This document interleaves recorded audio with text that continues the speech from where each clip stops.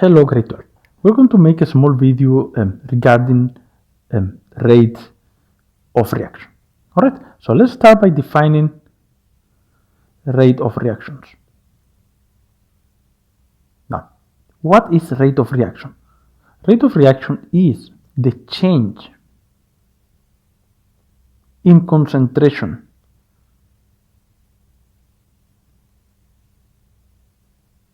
of reactants or product per unit time.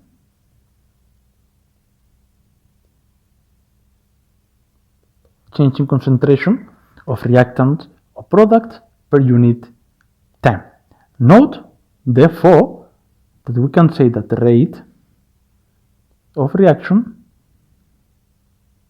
is equal to the change in concentration of reactant or product per unit time. Now, note that change is final minus initial. So if the final concentration of reactant minus the initial concentration of reactant divided by the time interval in which that change occurs.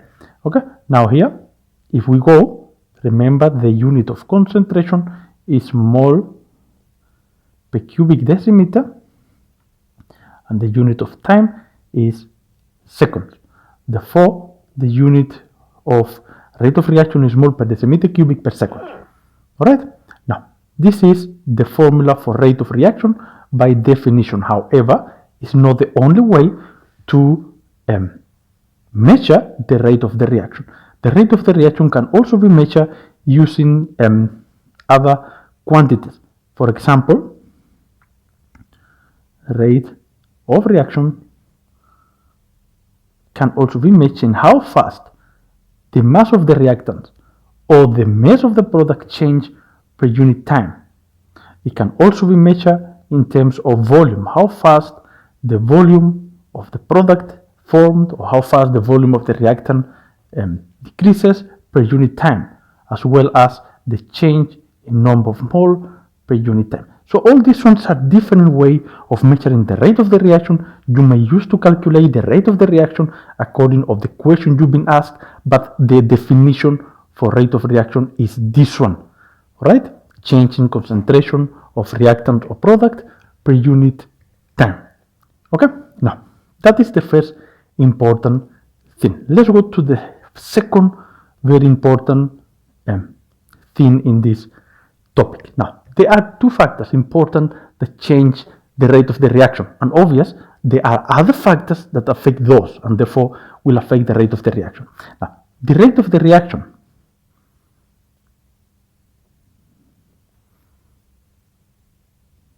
depend on, first of all, the kinetic energy. I'm going to write EK because in grade 12 we work with kinetic energy, you know the symbol.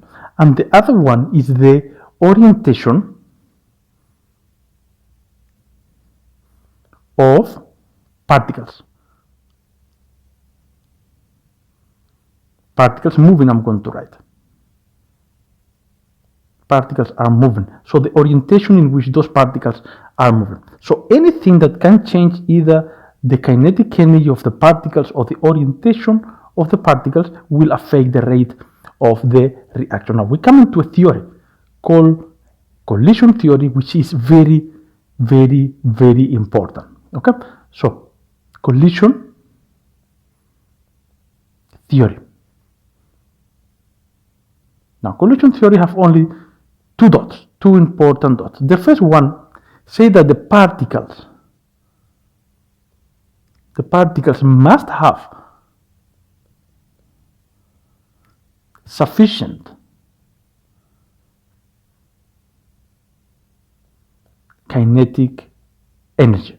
So those particles must have sufficient kinetic energy. That is important. If the particles don't have sufficient kinetic energy, the reaction will not occur. So for the reaction to occur, the particles that are moving of the reactant must have sufficient kinetic energy. Right? And the second bullet is that the particles that are moving must collide. The particles must collide with proper orientation. So in order for the reaction to happen, the particles must have sufficient kinetic energy and the particles must collide with proper orientation. So if the particles have sufficient or enough kinetic energy and they collide with the proper orientation, we said that the collision is to be effective. Okay, so what is an effective collision? The effective collision is the collision where the particles have sufficient kinetic energy and they collide with the proper orientation. So anything that can change the kinetic energy of the particles and the orientation of the particle, the number of collision, will affect the rate of the reaction. Alright, so let's now start writing all those different factors that can affect the rate of the reaction. Okay, so I'm going to write here factors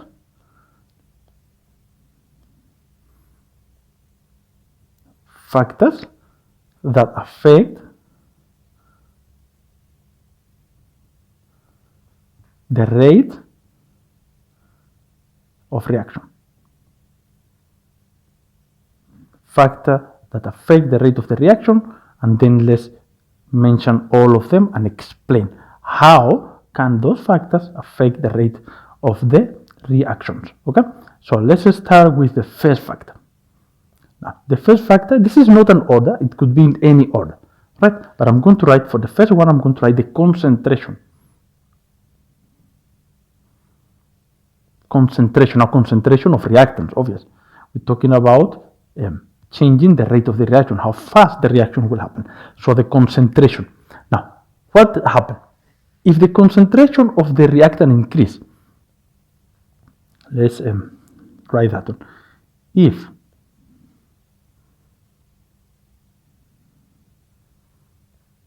of any reactant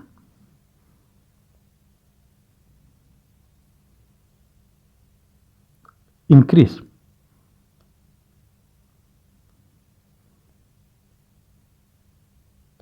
now remember, what is concentration?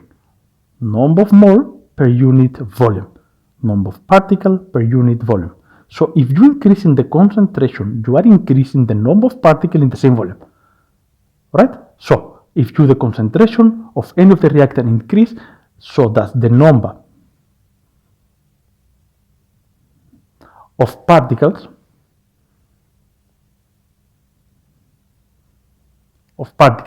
per unit volume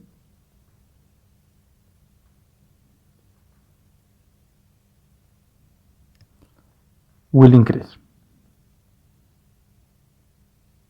If you have more particles in the same volume, you will have more collisions in general. And if you have more collision, you will have more effective collision. So the number of effective collision per unit time increases. And so the rate of reaction increases. So this is how to explain what happens when concentration increases. We're going to mention something important about concentration. Now, if the concentration of any reactant increases, we are going to speak just about that. Okay, the number of particles per unit volume increases. That is important. If concentration of reactant increases, if concentration of any reactant increases, the number of particles per unit volume increases. So the number of effective collision per unit time, that is important, number of effective collision per unit time. You cannot forget the word per unit time. This is important. Per unit time increases, and so the rate of the reaction also increases. Now, I said we're going to mention something about concentration. You can only change the concentration of aqueous solutions. So this is only I'm going to write here only for aqueous solution. You cannot increase the concentration of a solid, you cannot increase the concentration of a gas, you cannot increase the concentration of a liquid. So you only increase the concentration of an aqueous solution. Right? Let's go to see the other factor. Now, the second factor we're going to be looking at is the temperature.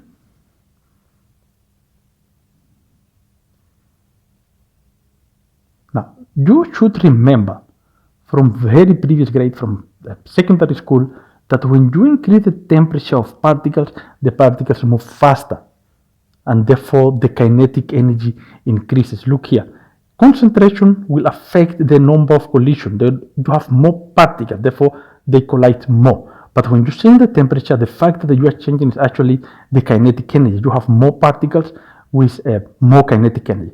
All right, so the temperature. We're going to write if temperature increases. I'm going to write temperature with a T. All right, if the temperature increases, the average kinetic energy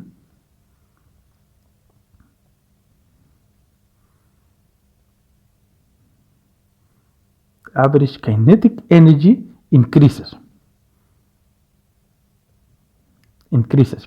So there are more particles. So there are more particles with sufficient, let's fix that word there, with sufficient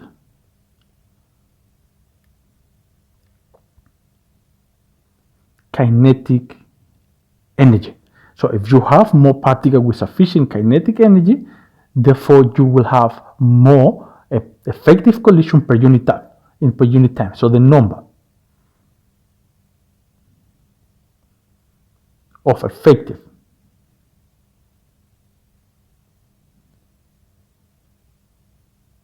collision, remember to say per unit time, increases,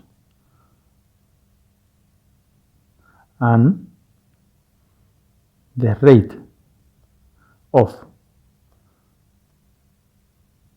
reaction also increases. All right, so let's have a look to this one once more. If you increase in temperature, particles move faster, they gain kinetic energy. So if the temperature increases, the average kinetic energy increases. So there are more particles with enough kinetic energy. There are more particles with sufficient kinetic energy. Remember the collision theory. The number of effective collision per unit time increases, and the rate of the reaction also increases. This is the way to explain when the temperature increases, right? Now, this happens when you increase the temperature of the whole reaction. Okay, you cannot increase the temperature of only one of the two reactants. You increase the temperature of the whole system. All right. Now let's go to the third factor. Now the third factor, factor number three is pressure.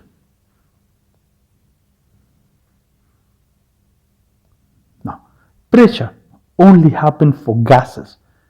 This is only for gases. I'm going to write it somewhere there. I'm going to type here. I'm going to write here only for gases. This is when all the reactants are gases, only for gases, and something important you learn in previous grades. Something very important you learn in previous grades. First, what is pressure? Okay, pressure is the average number of collisions that happen between the particles in a container and between the particles and the walls of the container. That is pressure. It was done in previous grades. Okay, this pressure you can only change for gases. You cannot change the pressure for solids or for aqueous solutions. Okay, now how do you increase in pressure? To increase pressure, you must decrease the volume. To increase in pressure, you have to decrease the volume. Alright, so for the gas, if you want to increase in pressure, you have to decrease the volume. However, remember the volume is not the factor is the pressure. So if you change volume, pressure change, and therefore the rate of the reaction also change. So let's explain now what happens when you change in pressure, or how to explain if it's a question, okay? If pressure increases, if pressure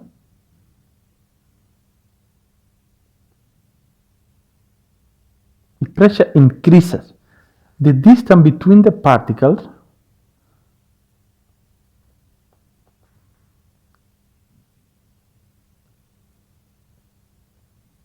is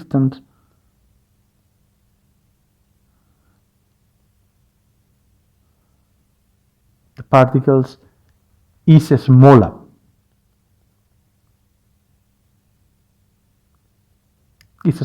So there are more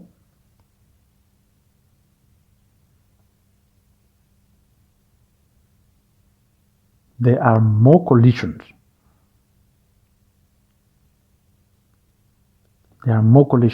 If there are more collisions, there will be more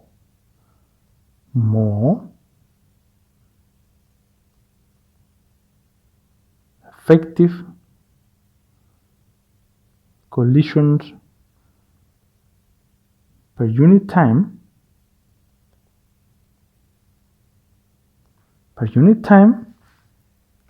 Therefore,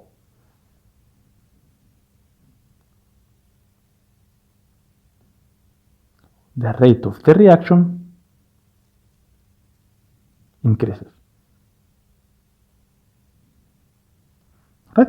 So pressure, if you increase the pressure, obvious the number of collisions increases, because that is the pressure, is the number of collisions. That happens because the distance between the particles decreases, it becomes smaller. So you got more total number of collisions. And if you have more collisions, therefore you will have more effective collision.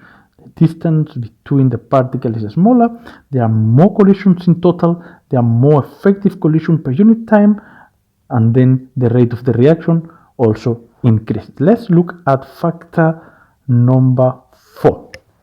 We're almost done. All right, factor number 4. Now, factor number 4 is surface area.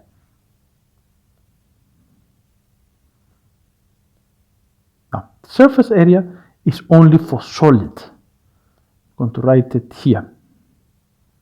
Only for solid. This happens when you change, for example, in South Africa, we have panado, which is a tablet, a pill, and we have panado, which is a powder. The powder one have more surface area. Now, what happens when you change the surface area?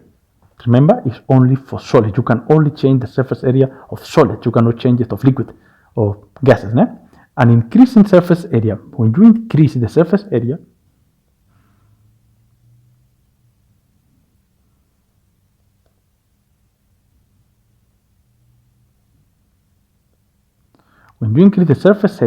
of reactants,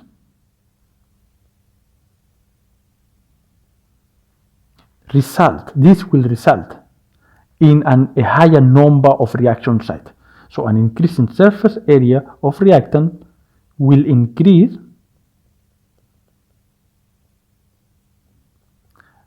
the number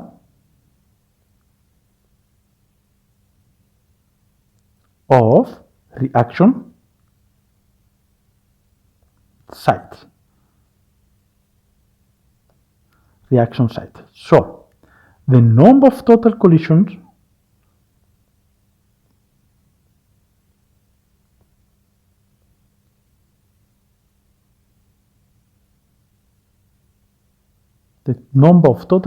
increases,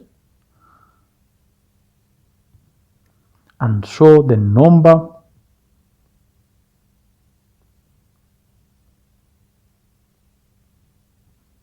of effective collision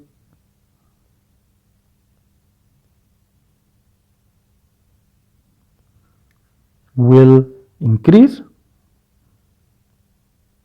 Collisions per unit time. Mustn't forget that specific part. Effective collision per unit time. Total collision increases, and so the number of effective collision per unit time increase. The rate of reaction increase. Okay, so I'm very sorry about my beautiful handwriting, but I hope you understand, and you can always stop the video and read and listen what I read. Okay, an increase in surface area of reactants will increase the number of reaction sites. So you have more sites to react with. It's not necessarily the number of particles. The number of particles is the same at the end, but the particles are smaller now, so you can actually have more reaction sites. Okay, so the number of the total collisions increases, and so the number of effective collision per unit time increases, increasing the rate of the reaction. The rate of reaction increases. I forgot to write the rate, so let's fix the last part. I'm sorry about my handwriting. I'm trying to make the video short. The rate of reaction increases.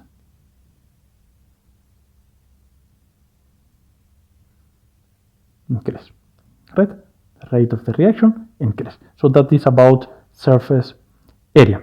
Okay, let's go to the next factor. Now, the next factor is going to be a catalyst.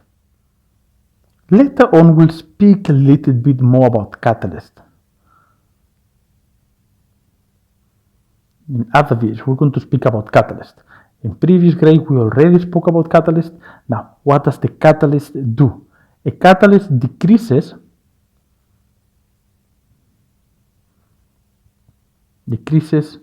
the activation energy. So more particles now, if the activation energy is smaller, more particles will have enough kinetic energy. Then later, we'll speak about a catalyst in a specific, because I want to show you a specific graph in terms of catalyst. And the factor number 6 also, we might speak about the factor number 6, but this is not a factor we speak much here. Okay, the factor number 6 is the nature of reactants. These have to do with the bonding that the reactants are formed. It's not the same, it's different to break. Remember, during the rate of the reaction or during a reaction, bonds are broken and formed as products. Okay, this nature of reactant have to do with the bonds are covalent or ionic, etc. All right, but this is the video. It is let's go quickly back. We spoke about the rate of reaction, and we define rate of reaction. We see different ways to measure the rate of the reaction. We spoke about collision theory, and then we went to the different factors that affect the rate of the reaction, named concentration, temperature, pressure, surface area, catalyst, and nature of reactant. In the next video, we are going to either go on to the next part of the rate of the reaction. We might be some graphs, or we might do some questions to practice this one. Thank you very much. I hope you understand, and next time we'll come with more videos of rate of reaction.